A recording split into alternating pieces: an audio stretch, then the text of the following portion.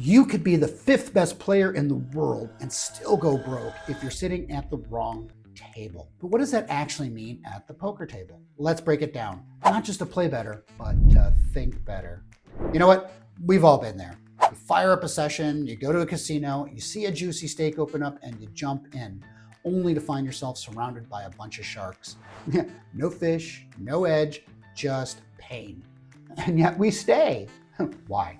Because, well, sometimes ego, stubbornness, and maybe because no one ever taught you how much game selection really matters.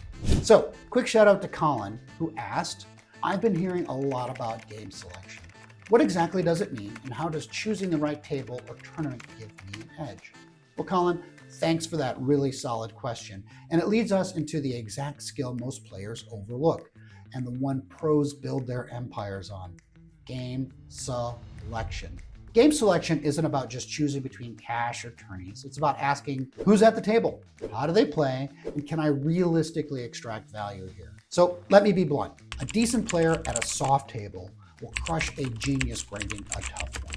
I'm sure top pros like Tom Dwan and Phil Ivey, they're probably gonna walk away if the lineup's bad. They treat poker like investing. It's not an ego contest. And it's not just about profits. Poor game selection means more variance, more tilt, and faster bankroll drain. It's playing with a leak you don't even see. So before we go deeper, let's pause for a second. If this is the kind of insight that changes how you look at the game, well, hit the subscribe button. Balanced Poker is all about thinking sharper, not just playing harder. If that's your vibe, you're in the right spot. So how do you get better at game selection? Here's a 3-step process that I use. First, I'm gonna scan the lineup. Whether it's online or in a casino at a home game, I wanna see if there's any clear mistakes happening. Is there any limping, chasing, people playing too many hands? Well, you want at least 2 or 3 obvious leaks at the table. So I'll usually, when I'm online, I'll scan the tables, depending on the stakes that I have. I'll make sure that I'm playing the right tournament sizes for my bankroll. If I'm playing live, I'm gonna look for conferences if I'm Vegas and find the place where they go. So those type of places are gonna be your ATM. Number 2, you wanna check the energy of your table. Who is playing? Are they drunk tourists, tired regs, tilt monsters that are frustrated? These emotional cues are going to be gold. Your edge multiplies when others like that are off their game. And when I wasn't living in Vegas, one of the things I used to do is sometimes I'd show up at the casino around 2, 3 o'clock, or I'd make sure that the good conferences are in town where there's a lot of salespeople. Those are great opportunities to jump into a game and have your mental game ready and play great. The last thing that I do, and this is so important, is you track your results.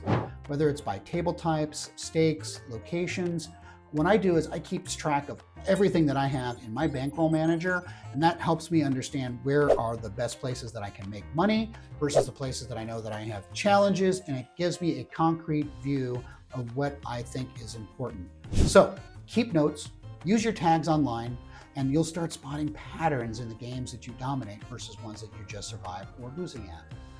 So don't fall into the trap of higher stakes equals higher profit. Some mid-stake games are ATM machines compared to the high-stakes war zones. So let's settle this in the comments. Would you rather play at a 5-10 game with a table full of killers? Or would you rather play at a 1-2 game with 3 loose passive fish? Tell me which one and why. There's no judgment here, even if you pick the ego trip. I've been there. So if you get value from this, share it with a friend who's constantly choosing the wrong table and blaming the cards. And if you want more breakdowns like this, from your mental game to bankroll tactics, hit the bell icon. We've got deep dives coming your way. Because remember, game selection is one part of poker where you don't even need to be good. You just need to be smart. See you at the right table.